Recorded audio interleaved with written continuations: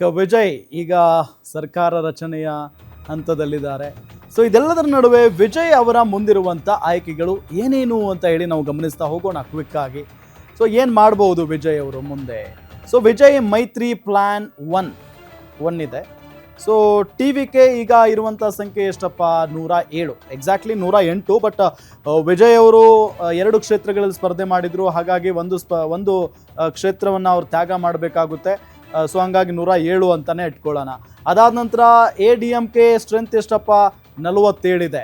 So ಈ ಎರಡೂ ಸೇರಿಬಿಟ್ರೆ ಒಟ್ಟು 154 ಸ್ಥಾನಗಳಾಗ್ತವೆ. ಸೊ 154 ಸಂಖ್ಯೆ ಆಗುತ್ತೆ. ಸೊ ಆ ನಿಟ್ಟಿನಲ್ಲಿ ಇದು ಆರಾಮಾಗಿ ಮೈತ್ರಿ ಮಾಡ್ಕೊಳ್ಬಹುದು ADMK ಜೊತೆಗೆ. ಬಟ್ ಎಲ್ಲರೂ ಬರ್ತಾರಾ ADMK ಅವರು? ಗೊತ್ತಿಲ್ಲ.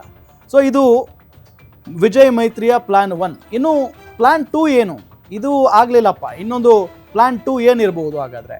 TVK 107, ಈಗಾಗಲೇ ನಾನು ಹೇಳಿದಾಗೆ 107 ಸಂಖ್ಯೆ ಇದೆ. ಕಾಂಗ್ರೆಸ್ 5 ಇದೆ. ಸೊ ಈಗ ಕಾಂಗ್ರೆಸ್ ಆಲ್ರೆಡಿ ಘೋಷಣೆ ಮಾಡಾಗಿದೆ, ನಾವು TVK ಜೊತೆಗೆ ಹೋಗ್ತೀವಿ, ಸಪೋರ್ಟ್ ಮಾಡ್ತೀವಿ ಅಂತ ಹೇಳಿ. ಇದೆಲ್ಲದರ ಜೊತೆಗೆ ಇನ್ನೊಂದು ಸಣ್ಣ ಪುಟ್ಟ ಪಕ್ಷಗಳಿದ್ದಾವೆ. IUML ಅಂತ ಹೇಳಿ ಒಂದು ಪಕ್ಷ ಇದೆ. ಅಲ್ಲಿ 2 MLAಗಳಿದ್ದಾರೆ, 2 MLAಗಳಿದ್ದಾರೆ.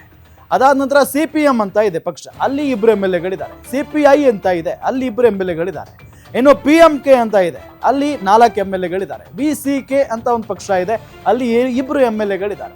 ಇನ್ನು DMDK ಅಲ್ಲಿ 1 MLA ಇದ್ದಾರೆ. ಸೊ ಇವರೆಲ್ಲರನ್ನ ಸೇರಿಸಿದ್ರೆ 126 ಆಗುತ್ತೆ. 126 ಸ್ಟ್ರೆಂತ್ ಆಗುತ್ತೆ. ಸೊ ಬಹುಮತ ಆರಾಮಾಗಿ ಸಾಬೀತು ಮಾಡಬಹುದು. ಸೊ ಆ ನಿಟ್ಟಿನಲ್ಲಿ ಇದು ಮೈತ್ರಿಗೆ ಪ್ಲಾನ್ ನಂಬರ್ 2. ಸೊ ಒಂದು ADMK ಜೊತೆಗೆ ನೇರವಾಗಿ ಹೋದರೆ ಆರಾಮಾಗಿ ಬಹುಮತ ಸಾಬೀತು ಮಾಡಿ ಸರ್ಕಾರ ರಚನೆ ಮಾಡಬಹುದು. ADMK ಸಹವಾಸನೂ ಬೇಡ, ಮತ್ತೊಂದು ಕಡೆ DMKನೂ ಸಹವಾಸ ಬೇಡ ಅಂತ ಅಂದರೆ ಈ ಸಣ್ಣ ಪುಟ್ಟ ಪಕ್ಷಗಳಿದಾವಲ್ಲ, ಕಾಂಗ್ರೆಸ್ ಇಟ್ಕೊಂಡು ಸಣ್ಣ ಪುಟ್ಟ ಪಕ್ಷಗಳು 2, 4, 6 ಗೆದ್ದಿರುವಂಥ ಪಕ್ಷಗಳಿದಾವಲ್ಲ, ಸೊ ಆ ಪಕ್ಷಗಳ ಜೊತೆಗೆ ಕೈ ಜೋಡಿಸಿದರೆ ಬರೋಬ್ಬರಿ 126 ಸಂಖ್ಯೆ ಬರುತ್ತೆ.